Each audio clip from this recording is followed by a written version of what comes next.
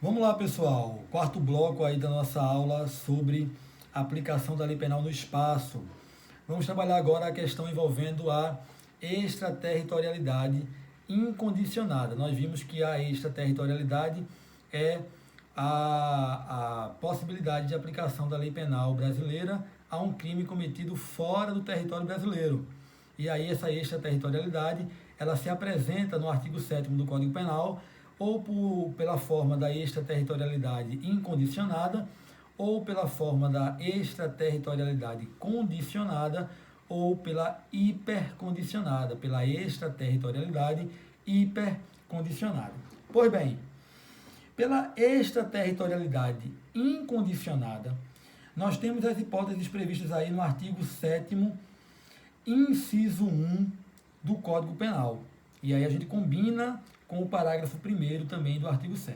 Então, quais são as hipóteses em que eu posso aplicar a lei penal brasileira independentemente de qualquer condição? Porque na extraterritorialidade incondicionada, eu vou poder aplicar a lei penal brasileira a um crime cometido fora do território nacional brasileiro, fora do território brasileiro, sem exigir, sem precisar do concurso de qualquer condição. Basta que eu verifique a prática do crime, que está previsto lá, nas hipóteses, na verdade. Basta que eu verifique a ocorrência de alguma das hipóteses do artigo 7º, inciso 1, que eu, de modo incondicionado, possa aplicar a lei penal brasileira. E aí nós temos, no artigo 7º, inciso 1, a primeira hipótese é de crime praticado contra a vida ou a liberdade do presidente da República. Crime contra a vida ou a liberdade do presidente da República é a primeira hipótese de extraterritorialidade incondicionada. Então imagine que o presidente da República ele vá numa missão até, um país estrangeiro, né? Vamos colocar aí o nome de um país. A um país estrangeiro. E nesse país estrangeiro, o presidente da República tem um atentado contra a sua vida. Tentem matar o presidente da República. Então, independentemente de ser aplicada ou não a lei penal do país onde o presidente da República estava, é também possível aplicar a lei penal brasileira. É também possível aplicar a lei penal brasileira, porque crimes contra a vida ou contra a liberdade do presidente da República constituem crimes que admitem a aplicação da lei penal brasileira de modo extraterritorialmente, de modo incondicionado. Ou seja, eu posso aplicar a lei penal brasileira extraterritorialmente, de modo incondicionado, ao crime cometido contra a vida ou contra a liberdade do presidente da República. A segunda hipótese são crimes contra o patrimônio ou contra a fé pública da União, dos Estados, do Distrito Federal, território e municípios. Então, se eu pratico um crime, mesmo fora do Brasil, se eu pratico um crime contra o patrimônio ou a fé pública da União, dos Estados, do Distrito Federal, dos municípios ou do território, eu estou aí praticando um crime que vai admitir a aplicação da lei penal brasileira, mesmo que ele tenha sido praticado fora do Brasil, mesmo que ele tenha sido cometido fora do Brasil, certo? Então vejam, um exemplo disso. Imagine lá que na embaixada brasileira, num determinado país, um sujeito invada essa embaixada e subtraia bens da embaixada, subtraia lá um notebook, um laptop da embaixada. É um crime contra o patrimônio da União. É um crime contra o patrimônio da União. E se é um crime contra o patrimônio da União, mesmo que tenha sido cometido fora do Brasil, admite-se a aplicação da lei penal. De igual modo, um crime praticado contra a fé pública, uma falsidade, praticada envolvendo um passaporte brasileiro, a gente viu agora há pouco isso, não envolvendo passaporte brasileiro, mas envolvendo passaporte paraguaio, né? Mas imagine lá um crime contra a fé pública, uma falsidade de um passaporte brasileiro, mesmo praticado fora do Brasil, constitui também crime no Brasil e está passível de aplicação da lei penal brasileira de modo incondicionado. Uma outra hipótese é crime contra o patrimônio ou a fé pública de autarquia, empresa pública, sociedade de economia mista ou fundação pública. Ou seja, as entidades da administração indireta, autarquia, empresa pública, sociedade de economia mista e fundação pública. Então, um crime patrimonial ou um crime contra a fé pública praticado contra uma dessas entidades também autoriza a aplicação da lei penal brasileira, mesmo que cometido fora do Brasil. Imagine um furto praticado contra o Banco do Brasil, localizado em Nova York. Imagine um furto praticado contra a Caixa Econômica Federal, localizada, sei lá, na Argentina. Não sei nem se tem Caixa Econômica Federal na Argentina. Estou supondo aqui, né? Então, o furto, como é um crime contra o patrimônio, tendo sido praticado contra o Banco do Brasil, que é uma empresa pública, que é uma sociedade de economia mista, ou contra a Caixa Econômica, que é uma empresa pública, esse furto está passível de aplicação da lei penal brasileira, ainda que haja punição por parte do país onde esse furto foi praticado, ainda que haja aplicação da lei penal do país onde o furto foi praticado. A quarta hipótese de extraterritorialidade incondicionada é crimes contra a administração pública por quem está a seu serviço. Crime contra a administração pública por quem está a seu serviço. O Código Penal, ele traz para a gente um rol de crimes contra a administração pública, e aí a gente começa esses crimes contra a administração pública. Estou aqui abrindo o Código Penal, né? A partir do artigo 312, com o crime de peculato. Então, com o crime de peculato, a gente abre aí os crimes contra a administração pública, que são justamente, o artigo 312 vai trazer o rol, aí vai trazer o crime de peculato, que está dentro do rol de crimes praticados por funcionário público contra a administração pública. Então, um funcionário público que pratica um crime contra a administração pública, mesmo que ele tenha cometido esse crime no estrangeiro, ele também ele poderá ser responsabilizado penalmente pela lei penal brasileira. Ele também poderá ser responsabilizado penalmente pela lei penal brasileira. Certo? E aí, veja, é imprescindível que o agente que pratica um crime contra a administração pública, esse agente esteja a serviço do governo brasileiro, que ele esteja a serviço da administração pública brasileira, né?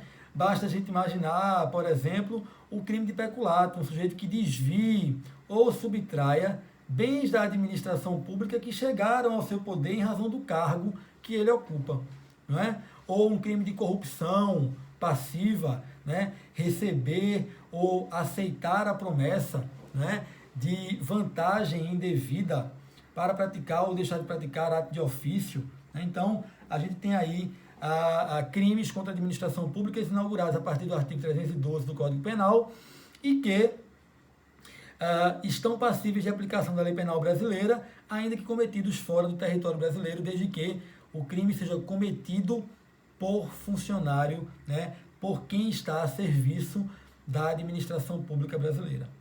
A quinta e última hipótese de extraterritorialidade incondicionada é o genocídio, né, quando o genocídio for praticado por agente domiciliado no Brasil ou por brasileiro. Quando o agente do genocídio, ainda que praticado fora do Brasil, mas quando o agente do genocídio for brasileiro ou for pessoa que, embora não brasileira, mas domiciliada no Brasil, há também a aplicação da lei penal brasileira de modo incondicionado.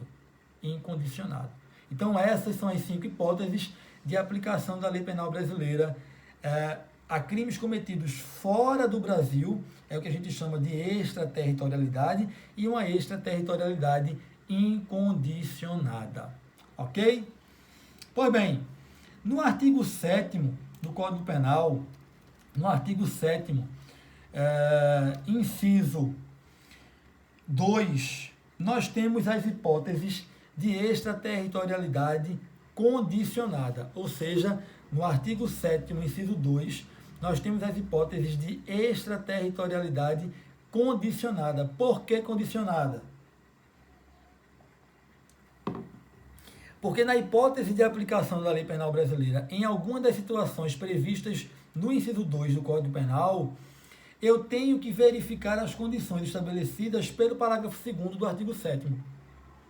Então, para aplicar a lei penal brasileira em alguma das situações previstas no inciso 2 do artigo 7º do Código Penal, eu tenho que conjugar com as condições que são estabelecidas pelo parágrafo 2º do artigo 7º. Então, qual é a primeira hipótese que autoriza a aplicação da lei penal brasileira de modo condicionado a um crime cometido fora do território nacional? Aos crimes, que por tratado ou convenção o Brasil se obrigou a reprimir. Crimes que por tratado ou convenção o Brasil se obrigou a reprimir. Tráfico de drogas é um crime que, por tratado internacional, o Brasil se obrigou a reprimir. Crime de tortura é um crime que, por tratado, o Brasil se obrigou a reprimir, dentre outros crimes que são previstos na legislação penal, e que são decorrências de tratados firmados, tratados ou convenções internacionais firmados pelo Brasil nas suas relações internacionais. A segunda hipótese, crimes praticados por brasileiro. Crime praticado por brasileiro, ainda que praticado fora do território nacional, ele pode sim ser punido de acordo com a lei penal brasileira. Isso para evitar, minha gente, que um brasileiro cometesse um crime fora do território nacional e voltasse, um brasileiro nato, e voltasse para o território brasileiro e aqui ficasse impune. Porque como o Brasil não pode extraditar brasileiro nato, quando o brasileiro que cometeu um crime fora do território nacional chegasse no território brasileiro, ele não poderia, teoricamente, ser extraditado para ser punido de acordo com a lei penal do país onde ele cometeu o crime. E aí, a consequência disso seria a impunidade desse sujeito. Então, para evitar essa possibilidade de impunidade, o Brasil ele está autorizado, pelo artigo 7º, inciso 2, a linha B do Código Penal, a aplicar a lei penal brasileira a um crime cometido por um brasileiro fora do Brasil. A um crime cometido por brasileiro fora do Brasil, desde que, evidentemente, observem-se as condições estabelecidas no parágrafo 2º do artigo 7º, que a gente vai ver daqui a pouco, certo? Não se apressa não. Terceira hipótese, Sim, aí um exemplo dessa segunda hipótese, Lembra da situação do Neymar, que teria, em tese, e que depois foi descoberto a fraude, praticada pela suposta vítima de agressões pelo Neymar lá em Paris, Então, veja, por que é que, teoricamente, o Neymar, se tivesse cometido o crime, porque já ficou definido que ele não cometeu, por que é que o Neymar, se tivesse cometido o crime lá em Paris, ele poderia ser responsabilizado penalmente no Brasil? Porque o artigo 7º, inciso 2, a linha B do Código Penal, ele permite a aplicação da lei penal brasileira a crime cometido no estrangeiro por agente brasileiro, por brasileiro, certo? Então seria essa um exemplo aí que a gente teria para dar em relação a essa situação da linha B do inciso 2 do artigo 7º do Código Penal. Terceira hipótese, crimes praticados em aeronaves brasileiras, ou em embarcações brasileiras, certo? Mercante ou de propriedade privada, desde que, se cometido no estrangeiro, não tenham sido julgados no estrangeiro. Vou repetir. Crimes cometidos a bordo de embarcações e aeronaves privadas ou mercante brasileira cometido em território estrangeiro, desde que, nesse território estrangeiro, o agente não tenha sido julgado. Desde que o agente não tenha sido julgado. Vamos lá, eu vou explicar isso para vocês para vocês compreenderem bem essa hipótese, que realmente ela é um pouco confusa, mas preste atenção. Ó, imagina o seguinte: a gente sabe que se o crime for cometido a bordo de um navio público brasileiro, eu vou aplicar a lei penal brasileira, porque ele é uma extensão do território brasileiro. Ele é uma extensão do território brasileiro. Então, um navio militar ou um navio público brasileiro ou privado a serviço do governo brasileiro, onde quer que ele esteja, eu vou poder aplicar a lei penal brasileira. Já a embarcação e a aeronave privada, eu só posso aplicar a lei penal brasileira se a embarcação estiver em alto mar ou se a aeronave estiver sobrevoando o espaço aéreo sobrejacente ao alto mar. Isso a gente já viu. O que a gente está colocando aqui agora, previsto no artigo 7º, inciso 2, a linha C, é o seguinte: o sujeito cometeu o crime numa embarcação ou numa aeronave privada ou mercante brasileira no território estrangeiro. Ele não está praticando o crime em alto mar ou no espaço aéreo correspondente. Ele cometeu o crime dentro da aeronave ou dentro da embarcação privada ou mercante brasileira no território estrangeiro. Suponha, eu viajei lá para os Estados Unidos e no voo de volta, ainda no espaço aéreo norte-americano, eu cometo um crime dentro da aeronave, dentro de uma aeronave privada, de uma aeronave comercial. Eu cometo um crime dentro da aeronave. Ora, não, se o piloto não retornar ao voo, né, o que é possível que não aconteça, se eu cometi esse crime dentro dessa aeronave, obviamente que os Estados Unidos não vai me julgar. Se a aeronave mantiver o percurso até o Brasil, os Estados Unidos não vai me julgar. E aí, esse crime pode até ter sido cometido e ter ficado oculto no momento do seu cometimento. E o que acontece? Para que não haja impunidade, como os Estados Unidos não me julgou por esse crime, eu vou poder ser julgado pela lei penal brasileira. Porque eu cometi um crime dentro de uma aeronave ou de uma embarcação brasileira privada ou mercante, né, privada ou mercante, e eu não fui julgado pela lei penal do país onde eu cometi o crime. Então, nessas situações, é possível aplicar a lei penal brasileira, desde que, repito, observadas as condições previstas pelo parágrafo 2º do artigo 7º do Código Penal. E quais são esses requisitos? Quais são os requisitos para eu aplicar a lei penal brasileira aos crimes cometidos fora do Brasil, previstos no inciso 2 do artigo 7º do Código Penal? Quais são as condições para que eu possa aplicar a lei penal brasileira aos crimes que, por tratado ou convenção, o Brasil se obrigou a reprimir, os crimes praticados por brasileiros e os crimes praticados em aeronaves ou embarcações privadas ou mercantes brasileiras, praticados nos estrangeiros, desde que lá, no estrangeiro, não tenham sido julgados. Quais são as condições previstas pela lei penal? Primeira condição, né? A entrada do agente no território brasileiro. É uma condição de procedibilidade. Para eu poder aplicar a lei penal brasileira, nas hipóteses do inciso 2, a primeira condição é que o agente, que o indivíduo, né, a pessoa que praticou o crime, ele entre no território brasileiro. Seja esse território ficto ou o território físico. Seja o território por extensão, como, por exemplo, ele entrar num navio público brasileiro, né, numa embarcação pública brasileira, numa aeronave pública brasileira, né? Ou que ele entre no território mesmo brasileiro, né? Dentro do mar territorial, ou no espaço aéreo correspondente, ou dentro do continente brasileiro. né? Essa é a primeira condição. A segunda, que o fato também precisa ser punível no país em que ele praticou o crime.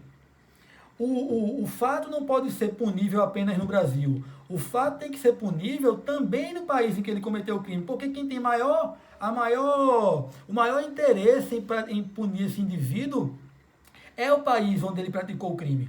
Então, se o fato é atípico, onde ele foi praticado, onde o fato foi cometido, o Brasil não vai poder puni-lo. O Brasil não vai poder puni-lo.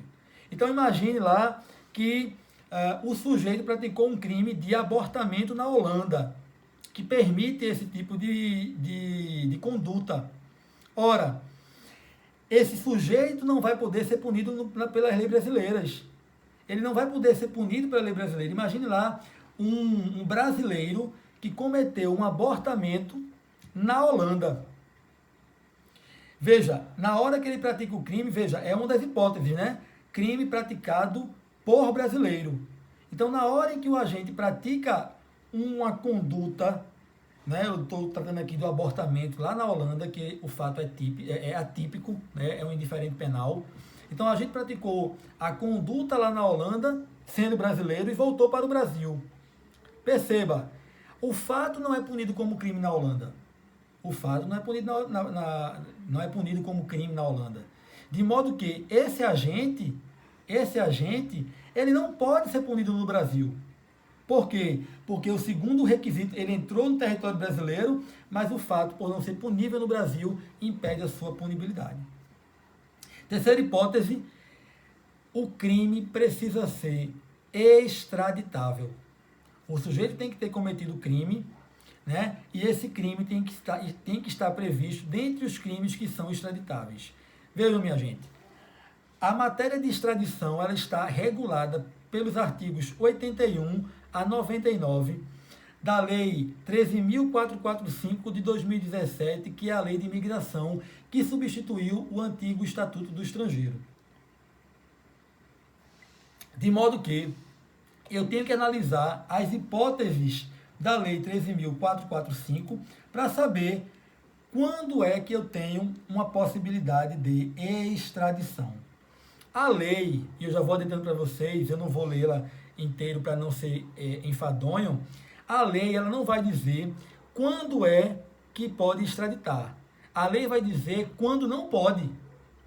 O artigo 82 da Lei 13.445 de 2017, ela vai dizer para a gente quando é que não pode haver extradição. Quando é que não pode haver extradição. E aí, por exclusão, nas hipóteses não vedadas de extradição, são justamente as hipóteses que me permitirá a extradição, certo? A extradição nada mais é do que uma medida de cooperação entre Estados que possibilita que um país mande para outro país um indivíduo acusado ou condenado pela prática de um crime nesse país solicitante. Então imagine lá um chinês que cometeu um crime na Inglaterra e veio para o Brasil, né? A Inglaterra pode pedir a extradição desse chinês para puni-lo pelo crime que ele cometeu lá na Inglaterra. Como o chinês não é brasileiro nato, o Brasil poderá extraditá-lo, desde que observadas as regras dos artigos 81 a 99, né? Artigo 81 a artigo 99 da Lei de Imigração, que é a Lei 13.445 de 2017. A outra condição é de que não pode ter havido a absolvição ou cumprimento de pena no estado onde o agente cometeu o crime. Ora, é muito óbvio isso, né? Veja, se eu cometi o crime nos Estados Unidos e nos Estados Unidos eu fui absolvido ou cumpri minha pena lá, ainda que eu, na qualidade de brasileiro, tenha cometido o crime no estrangeiro, eu não vou poder ser punido pelas leis brasileiras. Por quê? Porque os Estados Unidos, o maior interessado na minha punição, já me absolveu ou já houve o cumprimento da pena, já houve o cumprimento da sanção penal no país onde eu cometi o crime. Então, não haveria também a possibilidade de aplicação se houver a absolvição ou se houver o cumprimento da pena no país estrangeiro. A quinta hipótese, né, a quinta condição para a gente aplicar a lei penal brasileira ao crime cometido no estrangeiro nas situações do inciso 2 do artigo 7º é não ter havido perdão ou extinção da punibilidade de acordo com a lei mais favorável. Ou seja, eu não poderei ser punido no Brasil por um crime cometido fora do Brasil se já tiver sido extinta a minha punibilidade de acordo com a lei mais favorável ou quando tem havido o perdão concedido pelo país, ou pelo país onde eu cometi o crime, ou pelo Brasil, onde eu iria ser punido. Então, por exemplo, se o crime prescreveu de acordo com as leis do país estrangeiro, de acordo com a lei do Brasil, e aí eu tenho que analisar qual das duas leis é mais favorável. Se o crime prescreveu, eu também não posso aplicar a lei penal nas hipóteses de extraterritorialidade condicionada. Ok, minha gente? Eu vou parar o vídeo aqui, a gente já extrapolou os 20 minutos, mas eu não podia parar o vídeo para não ficar desconexa, né, com a explicação a respeito da extraterritorialidade condicionada. No próximo bloco, a gente continua a extraterritorialidade hipercondicionada e o restante da aula. Até já já.